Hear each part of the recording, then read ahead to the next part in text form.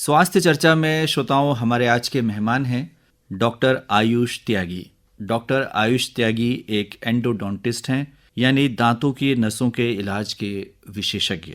Doctor Ayush त्यागी, कार्यक्रम में आपका बहुत बहुत स्वागत है। बहुत बहुत धन्यवाद सर। डॉक्टर आयुष त्यागी, दांत हमारे शरीर की एक बहुत ही महत्वपूर्ण संरचना है और दांतों को स्वस्थ रखना आज के युग में एक चैलेंज भी है, चुनौती भी है हमारे सामने। बिल्कुल। मुंह का स्वास्थ्य कितना महत्वपूर्ण है डॉक्टर आयुष त्यागी? जो हमारे मुख का स्वास्थ्य है वो सबसे ज़्यादा इम्पोर्टेंट है हमारे शरीर के लिए। जैसे कि दांतों से रिलेटेड अगर हमें बीमारियां हैं तो उससे और भी हमारे शरीर में बीमारियां हो सकती हैं। तो सबसे पहले हमें अपना ओरल हाइजीन जो है हमें वो मेंटेन रखना है, मौखिक हाइजीन जिसको कहते हैं।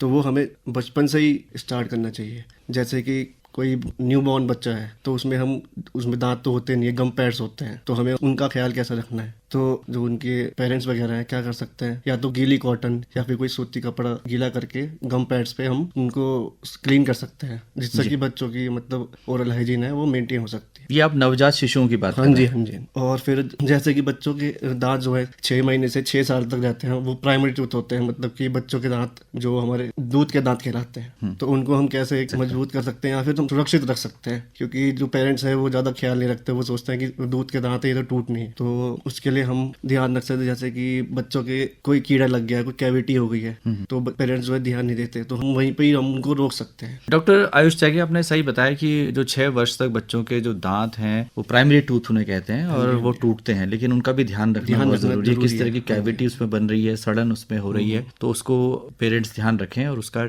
इलाज कराएं। हम जानना चाहेंगे कि ये जो बच्चों के दांत हैं वो स्वतः ही टूट जाते हैं कि उनको तुड़वाना पड़ता है? नहीं, जैसे कि हमारे ग्रोइंग एज होती है, जैसे 6 साल में हमारा परमानेंट टूथ आता है, मतलब जो हमारा पक्का दांत होता है वो 6 साल में आता है। तो जब तक हमें दूध के दांत बचाने होते हैं, और वो 6 साल तक जब आता है तो दूध के दांत जो होते हैं वो अपने आप निकल जाते हैं। जैसे कि हमारे नीचे से प्रेशर पड़ता है परमानेंट टूथ का या पक्के दांतों का, तो हमारे जो दूध के दांत है वो स्वयं निकल जाते हैं, उनको निकलवाने की जरूरत नहीं होती। कभी कभी ऐसा होता है कि आगे पीछे दांत आने लगते हैं, जैसे दूध का दांत आगे है तो हमारा जो पक्का दांत है पीछे की तरफ आने लगता है। पेरेंट्स को ध्यान देना चाहिए बच्चों पे कि हम दांत सही से आ रहे हैं नहीं आ रहे हैं। तो इसलिए अगर हमारा दूध का दांत भी रह गया है और परमानेंट टूथ भी आ रहा है तो हमें वो दूध का दांत है वो डॉक्टर के पास जाके, विशेषज्ञ के पास जाके निकलवाना पड़ता है। डॉक्टर साहब, जब बच्चों के दांतों की बात हम कर रहे हैं तो आमतौर पर चॉकलेट खाने के लिए ऐसा कहा जाता है कि चॉकलेट से दांत खराब होते हैं, आप क्या मानते हैं? अगर कोई ज्यादा चॉकलेट्स खा रहा है या टॉफी खा रहा है या फिर चिपकने वाली कैंडीज खा रहा है तो उससे हमारे जो कीड़े लगने की संभावना है वो बहुत ज्यादा अधिक हो जाती है। तो इसलिए हमें ज्यादा मात्रा में न खा के, या फिर हम जब भी खा रहे हैं तो स्वयं हम ब्रश करें या फिर कुल्ला कर लें। और अगर हम ज्यादा मात्रा में जो भी कुछ भी लेंगे वो तो फिर नुकसानदायक ही है। आपने कहा कि 6 वर्ष तक हमारे परमानेंट दांत आ जाते हैं, जो स्थायी दांत होते हैं, स्टार्ट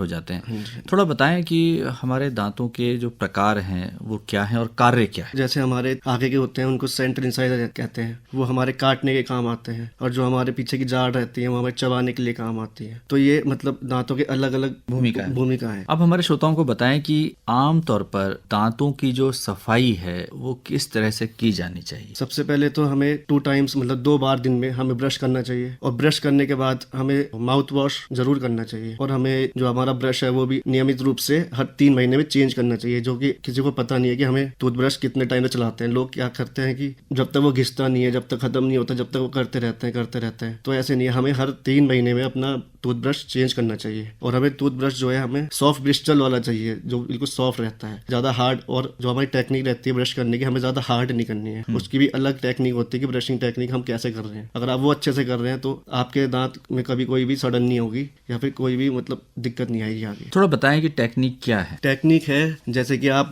टूथब्रश लेते हैं, सॉफ्ट ब्रिस्टल वाला लिया आपने, और जैसे हमारे दांत और जहाँ मसूड़े हमारे मिल रहे हैं तो वहाँ पे हम 45 डिग्री का कोण बनाएंगे, और फिर हम ऊपर वाले दांतों को ऊपर से नीचे की तरफ मूवमेंट देंगे और नीचे वाले नीचे से ऊपर की तरफ। और वैसे ही हम जो अंदर के दांत अंदर की तरफ से सरफेस को हम अंदर से बाहर की तरफ करेंगे और ऊपर वालों को भी अंदर से बाहर की तरफ मूवमेंट देंगे। आमतौर पर दांतों की सफाई करते समय हम बहुत जल्दबाजी में होते हैं और जो समुचित समय है वो नहीं दे पाते, तो आप क्या कहेंगे कितनी देर तक कम से कम दांतों की सफाई होनी चाहिए? नियमित रूप से हमें 1.5 से 2 मिनट तक हमें ब्रश करना चाहिए। कुछ लोग होते हैं कि जैसे आधे घंटे तक 15 मिनट तक ब्रश करते हैं तो उससे हमें नुकसान ही है दांतों का। उससे क्या है, हमारे मसूड़े और हमारे दांत घिसते हैं, उसका कुछ फायदा नहीं है। तो हमें 1.5 से 2 मिनट तक ब्रश करना चाहिए। आपने ब्रश की बात की कि बहुत सॉफ्ट होने चाहिए उसके ब्रिसल्स। इसी तरह से हम जानना चाहेंगे कि जो टूथपेस्ट है किस तरह का होना चाहिए। जैसे कि टूथपेस्ट में भी हमारी वैरायटी आती है। जैसे बच्चों के हम अगर बात करें तो टूथपेस्ट बच्चों में क्या है कि फ्लोराइड कंटेंट ज़्यादा होना चाहिए टूथपेस्ट में, जिससे कि उनके आने वाले दांतों में जो है कैविटी और केरीज के चांसेस, कीड़े लगने के चांसेस कम हो जाते हैं। और बड़ों की बात करें तो हमें नॉन एब्रेसिव वाले टूथपेस्ट यूज़ करने चाहिए, और ना कि हमें कोई होता है मंजन यूज़ करते हैं। मंजन से क्या होता है, दांत घिसते हैं, और हमें नॉन एब्रेसिव वाले मतलब कि जो घिसते नहीं है टूथपेस्ट, वो वाला यूज़ करना चाहिए। जी, ये बहुत ही अच्छी बात आपने बताई कि नॉन एब्रेसिव होना चाहिए, और मंजन की आप सलाह बिल्कुल नहीं दे रहे हैं। इसी तरह से यदि ग्रामीण क्षेत्रों की बात करें तो वहाँ नीम का दातुन किया जाता है, तो उस बारे में आपके क्या विचार हैं? नीम का दातुन भी वो भी हमें नुकसान ही देते हैं दांतों को, क्योंकि वो साइड से हम रखते हैं तो वो हमारे मसूड़ों को भी छीलते हैं और हमारे दांतों को भी घिस देते हैं, जिससे कि बाहर की जो परत होती है वो हमारी घिस जाती है, जिससे कि हमें फिर आगे सेंसिटिविटी की शिकायत आने लगती है, मतलब कि ठंडा गर्म लगने की शिकायत आने लगती है। तो हमें वो भी नहीं करना चाहिए। डॉक्टर आयुष त्यागी, आमतौर पे कहा जाता है कि दांतों में सड़न है, टूथ डिके, इसे कैसे आप बताएंगे, कैसे समझाएंगे हमारे श्रोताओं को? पहले तो हमारे क्या होता है कि पहले हमारे सड़न होती है दांतों में, मतलब कीड़ा लगता है, फिर उसके बाद हमारा टूथ डिके की तरफ जाता है। तो जैसे हमारे दांत में कुछ हम मीठी चीज़ खाते हैं या फिर चिपकने वाली चीज़ खाते हैं, उससे क्या होता है हमारे दांतों में कीड़ा लग जाता है, मतलब कि वहाँ पे बैक्टीरिया की ग्रोथ ज़्यादा हो जाती है, जिसकी वजह से अगर हमने उसी समय हम उसका इलाज नहीं करवाया तो आगे जाके वो टूथ डिके हो जाता है। मतलब कि जो हमारे दांतों में कीड़ा है हमारे पूरे क्राउन स्ट्रक्चर, मतलब कि जो हमें हमारा दांत दिखता है मुंह में, उसको पूरा डिस्ट्रॉय कर देता है, खत्म कर देता है। तो हमारा फिर बाद में वो जड़ी बचती है। तो ये बहुत ज़रूरी है कि हम ध्यान रखें कि खाने के बाद कोई भी चीज़ हम खाते हैं तो दांतों की जो सफाई है वो प्रॉपर तरीके से हम करें। इन सब के बावजूद डॉक्टर आयुष त्यागी, दांतों के रोग हो जाते हैं, तो वो कौन से सामान्य रोग हैं जिनसे आम व्यक्ति ग्रसित हो रहा है? सबसे ज़्यादा जो बीमारी फैल रही है वो होती है मसूड़ों की बीमारी, जिसमें कि पेशेंट बताता है कि ब्रश करते करते खून आता है, या फिर ऐसे भी नॉर्मली भी खून आता है मसूड़ों से। तो उसमें क्या होता है, हमारे दांतों और मसूड़ों में उसमें बैक्टीरिया ग्रोथ ज़्यादा हो जाती है, कीटाणु ज़्यादा हो जाते हैं, जिसकी वजह से हमारे दांतों में सड़न हो जाती है, तो जिसकी वजह से खून ज़्यादा आता है दांतों में। तो उसको कंडीशन को हम कहते हैं जिंजीवाइटिस, मतलब कि जिंजाइवा में इन्फ्लेमेशन हो जाता है, रेडनेस हो जाती है, कभी कभी सूजन आ जाती है मसूड़ों में। तो हमें उसका इलाज डेंटिस्ट के पास जाके कराना चाहिए, ना कि अपने आप से कुछ भी।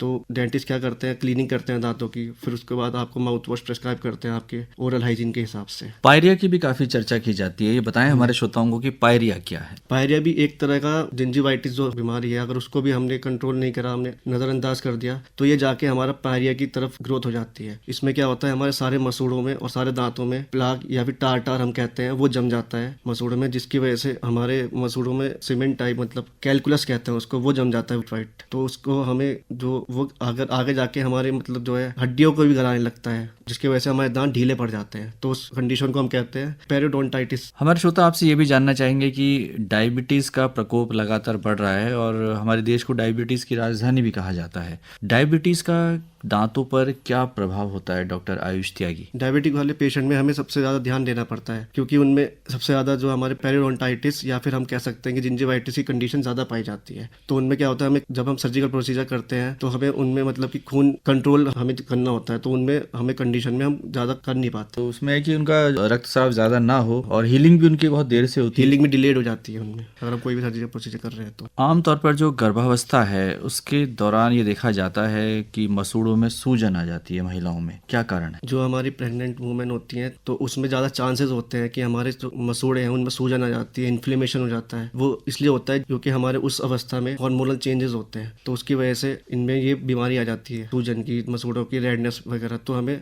उसमें क्या करना पड़ता है, अपने डेंटिस्ट के पास विजिट करना पड़ता है, जिससे वो आपकी ओरल हाइजीन मेंटेन करते हैं और क्लीनिंग करते हैं। डॉक्टर आयुष त्यागी, RCT क्या है और इसका क्या महत्व है? जब हमारे दांत में कीड़ा इनिशियल स्टेज पे होता है, शुरुआत में होता है, अगर हमने उसको नज़रअंदाज कर दिया तो हमारे अंदर जो पल्प है, जहाँ पे हमारे नर्व फाइबर होते हैं, ब्लड वेसल्स होते हैं, वहाँ तक चला जाता है। तो उस कंडीशन में या तो हमारे पास दो ऑप्शन होते हैं, या तो हम उसका इलाज करवाएं, या इलाज में है कि या तो हम RCT करवाएं, रूट कैनाल ट्रीटमेंट जिसे बोलते हैं, या फिर हम निकलवा दें। तो हमें निकलवाने का तो फायदा नहीं है आने वाले टाइम पे, क्योंकि अगर हमने निकलवा दिया तो आसपास के जो दांत हैं तो उनमें भी दिक्कत आने लगती है, मूवमेंट होने लगते हैं उनका। तो हमारे रूट कैनाल ट्रीटमेंट जो प्रोसीजर है उसमें हम दांतों के अंदर नसों का इलाज करते हैं, जो अंदर दांतों के अंदर नसें हैं उसको हम डेड कर देते हैं और फिर उनमें दवाई डाल के ऊपर से कैप लगा देते हैं। तो ये परमानेंट ठीक हो जाता है दांत? हाँ, ये परमानेंट आपके लिए ठीक हो जाता है। हमारे देश में डॉक्टर आयुष त्यागी तंबाकू सेवन का भी काफी प्रचलन है। तंबाकू सेवन किस तरह से हमारे दांतों के स्वास्थ्य के लिए हानिकारक है? तंबाकू सेवन हमारे ओरल हाइजीन के लिए बहुत मतलब नुकसानदायक है। इससे हमारे ओरल हाइजीन भी मेंटेन नहीं रहती है और जो भी हमारी आने वाली डिजीजेज हैं वो मैक्सिमम इनसे ही तंबाकू खाने से होती हैं। तो इससे क्या होता है, अगर हमने जैसे कि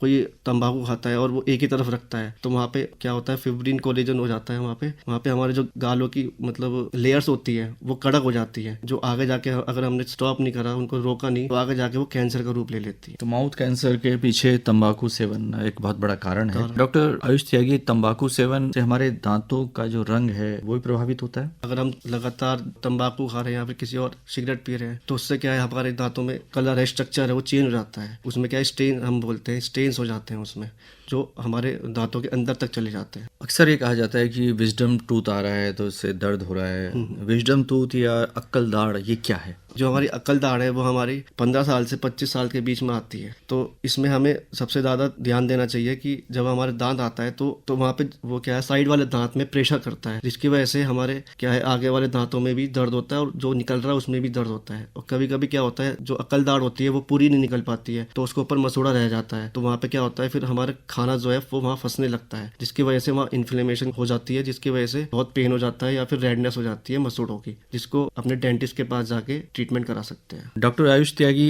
दांतों को लंबे वक्त तक मजबूत बनाए रखने के लिए हमारा खान पान किस तरह का होना चाहिए? सबसे पहले तो हमें हरी सब्जियां खानी चाहिए, पौष्टिक आहार लेना चाहिए, फ्रूट्स खाने चाहिए और हमें अपने ओरल हाइजीन मेंटेन रखनी चाहिए। दिन में 2 बार ब्रश करना चाहिए हमें कम से कम, और रात को सोते टाइम ब्रश करने के बाद कुछ खाना नहीं चाहिए। अंत में हमारे श्रोताओं से आप क्या कहना चाहेंगे? अपने दांतों की केयर करें और अपने डेंटिस्ट के पास साल में 2 बार जाएं, हर 6 महीने जाएं, उनको विजिट करें, जिससे कि अगर आपके दांत में कोई भी कैविटी है या फिर कोई भी डिजीज है होने वाली है तो वो आगे ना बढ़े, वहीं पे मतलब वो स्टॉप हो जाए। तो डॉक्टर आयुष त्यागी, आज आप हमारे इस कार्यक्रम में आए और आपने बहुत ही महत्वपूर्ण बातें हमारे श्रोताओं के साथ दांतों की उचित देखभाल विषय पर की। आपका बहुत बहुत आभार, धन्यवाद।